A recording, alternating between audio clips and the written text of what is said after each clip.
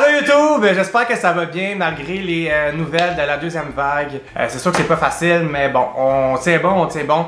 Donc c'est sûr que vous allez être pogné avec moi seul sur ma chaîne pour au moins 28 jours. Alors je sais, c'est triste, il n'y aura pas de collaboration, mais rassurez-vous, je suis quand même très divertissant, je vous dis, vous ne serez pas moindre, vous serez quand même comblé d'une vidéo par semaine de moi-même. Et je voulais aussi souligner que j'ai enfin atteint les 5000 abonnés, je suis tellement fier de moi. Bienvenue à tout le monde qui sont nouveaux sur ma chaîne. J'espère que je vais vous faire rire et que je vais ensoleiller votre journée. Malgré les événements tristes, on va survivre tous ensemble. On va survivre, on va s'accrocher à la vie, on va s'accrocher à la vie. Cette semaine, y'all, on va faire un Dr. Love partie 2. Parce que la partie 1, je pense qu'à ce jour, c'est la vidéo que j'ai le plus aimée sur ma chaîne, moi personnellement. Je sais pas pourquoi, elle me fait vraiment rire. Si jamais vous l'avez jamais vu, le lien de la vidéo va être dans la barre de description, juste ici, dans le bas de cette vidéo. Et allez voir ça si vous avez le temps, c'est quand même épique. Dr. Love, en fait, c'est un personnage que je me crée qui est mon alter ego, qui est encore plus cru que moi, qui est encore plus direct que moi. Je suis un genre d'espèce de Dr. Mayou, mais que c'est deux jambes, genre, mettons. Fait que dans le fond, Dr. Love, c'est comme un genre de docteur, un docteur.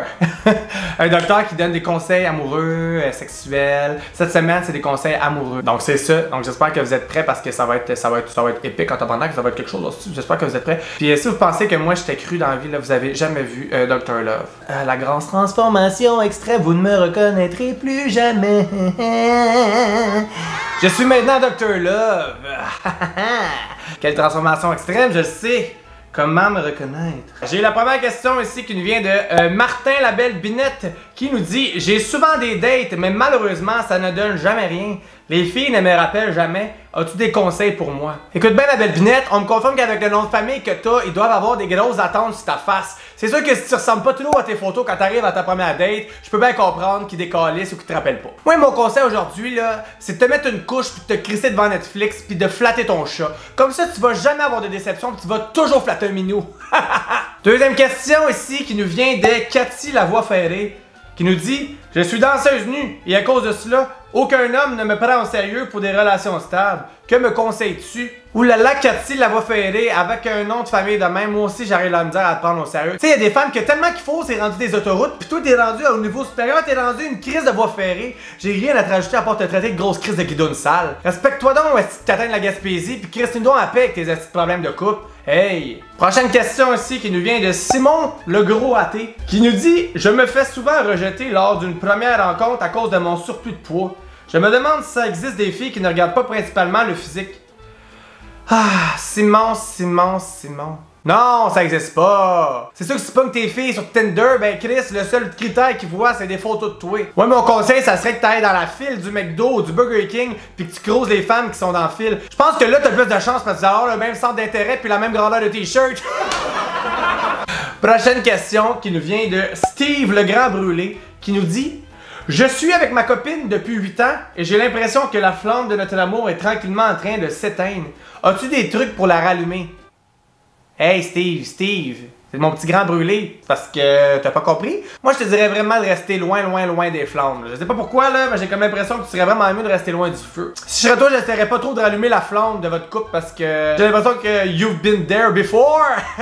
Amène-la donc glissade d'eau, genre à l'Igloo Fest. J'ai l'impression que ça serait une activité qui serait plus dans vos cordes. Puis la flamme, là, on la laisse éteindre, ok? Prochaine question qui nous vient de Kelly Diotte. Ça fait 5 fois que je reviens avec mon chum après avoir appris qu'il m'avait trompé.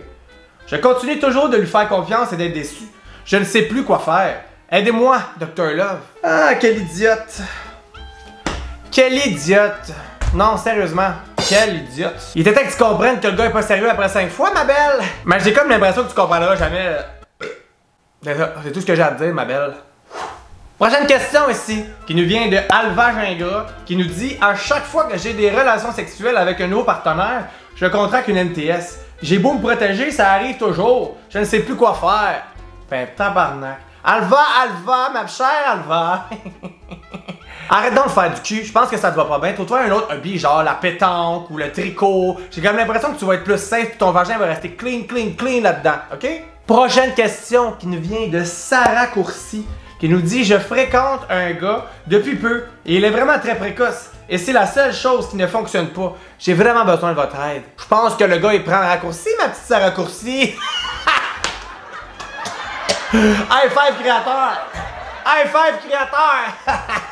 Dr. Love est en feu à soir!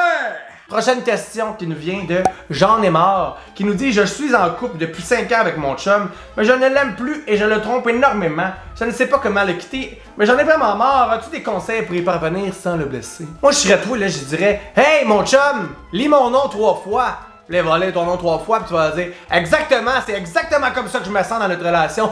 Ciao, bye! Tu pars en courant, tu reviens pas. Message clair, problème réglé, Dr. Love, c'est tout pour aujourd'hui. Je suis sûr que j'ai réglé tous vos problèmes, mes hosties. Puis, l'amour est au rendez-vous grâce à moi. Donc, c'est tout ce qui termine cette vidéo de Dr. Love épisode 2. J'espère que vous avez aimé ça. Dr. Love, il passe pas par 4 chemins, comme vous avez vu. En tout cas, j'espère que si vous avez besoin d'un thérapeute, vous allez l'appeler parce que je suis sûr que c'est bien pratique. C'est bien pratique pour rester tout seul le reste de ta vie. Donc, si vous avez aimé cette vidéo-là, on fait un petit thumbs up, on s'abonne à ma chaîne et on se voit la semaine prochaine, mes amis, pour une autre vidéo incroyable. Je sais pas pourquoi j'ai fait une petite danse de robot. Je ne sais pas comment conclure ma vidéo, alors je fais cette petite danse. Ok, bye. C'est bon.